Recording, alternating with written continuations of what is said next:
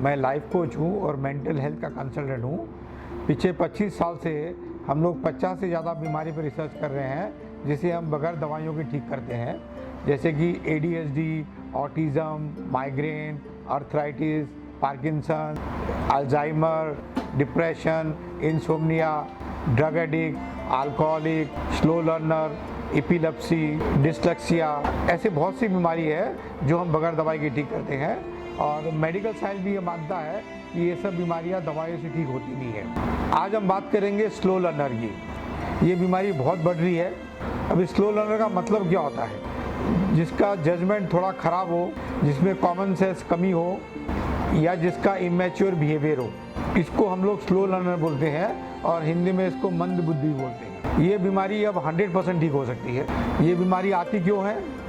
अगर आज की लैंग्वेज की बात करें, अगर कंप्यूटर की लैंग्वेज बात करें तो इनका हार्ड डिस्क फुल है। इसके हार्ड डिस्क में बहुत वायरस है। या तो हमें एंटीवायरस का सॉफ्टवेयर डालना पड़ता है या हमें वो हार्ड डिस्क को फॉर्मेट करना पड़ता है और नया सॉफ्टवेयर डालना पड़ता है और आदमी स्लो लर्नर से फास्ट लर्नर बन जाता है। ये बीमारी के मुख्य कारण है बचपन में IV हार्डशिप, निग्लेक्ट की feeling, misunderstanding, domestic violence, wrong parenting, helplessness की feeling, low self esteem, confusion, excessive thinking, suffering, frequent anger outburst in the family, comparison with other childrens, rejections, failures. और ये बच्चे लोग लाइफ को बड़ी seriously लेते हैं, छोटे छोटे रिजेक्शंस को बड़े सीरियस लेते हैं। ये लोग बड़े इंट्रोवर्ट नेचर होते हैं, बड़े सीक्रेटिव होते हैं और अपने इमोशनल फीलिंग को शेयर नहीं करते हैं। फैमिली में कम्युनिकेशन गैप रहता है। ऐसे बच्चे बड़े इन्फीरिटी फील करते हैं दूसरे बच्चों के कंपैरिजन में और माँ बाप भी हर बार याद दिलाते रहते हैं कि देख तेरा वो दोस्त कैसा कितना अच्छा है, देख तेरा दूसरा भाई कितना अच्छा है, देखो कितना अच्छा है। बार बार इनको याद दिलाते रहते हैं कि तुम्हारे में कुछ कमी है।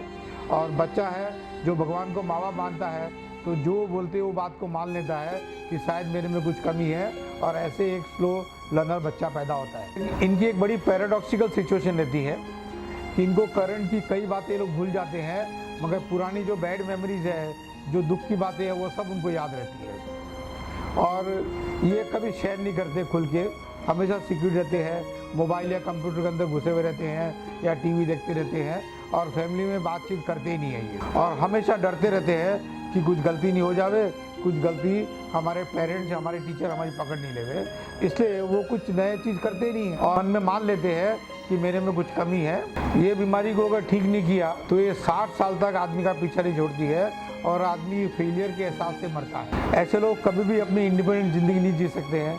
इनकी मैरिज लाइफ भी फेलियर रहती है और ये फैमिली की भी कोई बड़ी जिम्मेदारी ले नहीं पाते। इनके धीरे धीरे हेल्थ के इशू भी चालू हो जाते हैं और दूसरी कई हेल्थ के कॉम्प्लिकेशन इनकी लाइफ में आ जाती है और इनके लिए कितना भी पैसा सेव किया जावे कमती रहेगा और इनके पेरेंट्स के मरने के बाद में इनकी हालत और ज़्यादा ख़राब हो जाती है। इनको बहुत ह्यूमिलेशन का सामना करना पड़ता है रिलेटिव, फ्रेंड सर्कल, नेबर्स, टीचरों से। ऐसे बच्चों के लिए मेरी एडवाइस रहेगी कि इनको 15 साल तक स्कूल में नहीं भेजे तो इनके लिए अच्छा है। मगर मेरे को मालूम है कोई माँ बाप मेरी बात मानेगा नहीं, क्योंकि उनको एकेडमिक इतना ज़्यादा इम्पोर्टेंट है कि उसके इमोशन, उसकी फीलिंग, उसको क्या फेस करना पड़ता है, क्या चैलेंज आता है, उनको उसका कोई अंदाज़ नहीं है, मगर वो लोग स्कूल भेजते हैं और ये बीमारी और बढ़ती है। ये लोग अपनी फीलिंग को सप्रेस करने में इतने सक्सेसफुल हो जाते हैं कि इनका चेहरा देखे कि इसको समझता भी नहीं है कि ये क्या सोच रहे हैं। ये लोग ज़्यादातर राइट ब्रेन ओरिएंटेड होते हैं और इनकी लॉजिकल थिंकिंग बड़ी डिस्टर्ब रहती है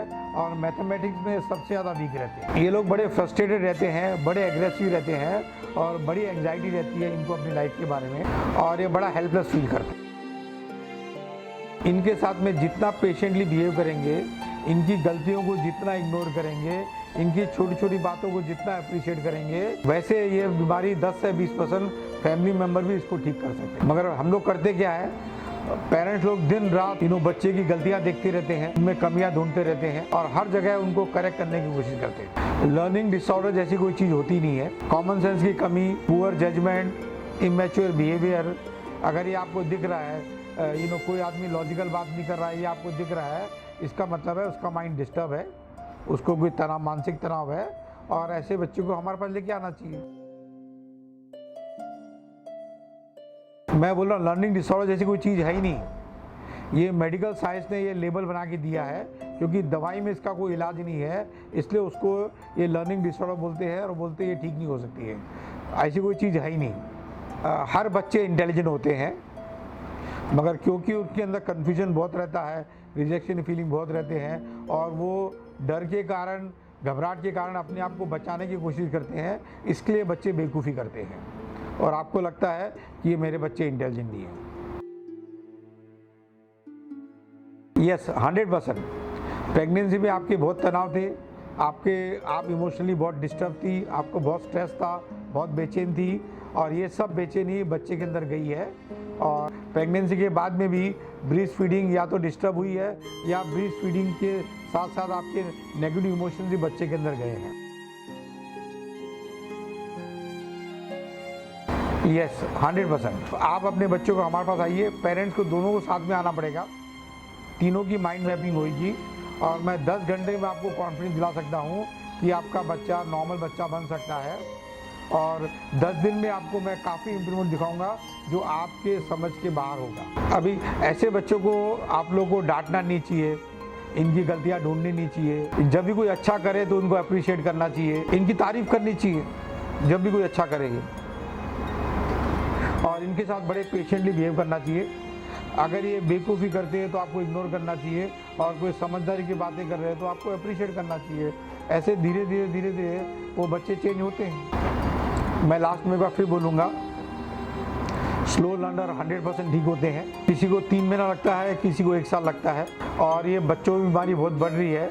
4-5 बीमारी बच्चों में बहुत ज़्यादा बढ़ रही है।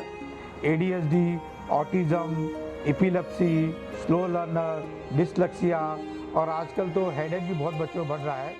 मेरे पास कई पेरेंट्स आते हैं अपने बच्चों को लेके, जब मैं उनका फेस रीडिंग करता हूँ तो मेरे को एक ही क्वेश्चन आता है कि बच्चे लोग मेरे को पूछते हैं कि मैं क्या करूं कि मेरी माँ खुश हो जाए। मेरी माँ खुश होती नहीं। मेरा नाम कैलाश मंत्री है, मैं लाइफ कोच हूँ और मेंटल हेल्थ का कंसल्टेंट हूँ, और मैं बॉम्बे में रहता हूँ।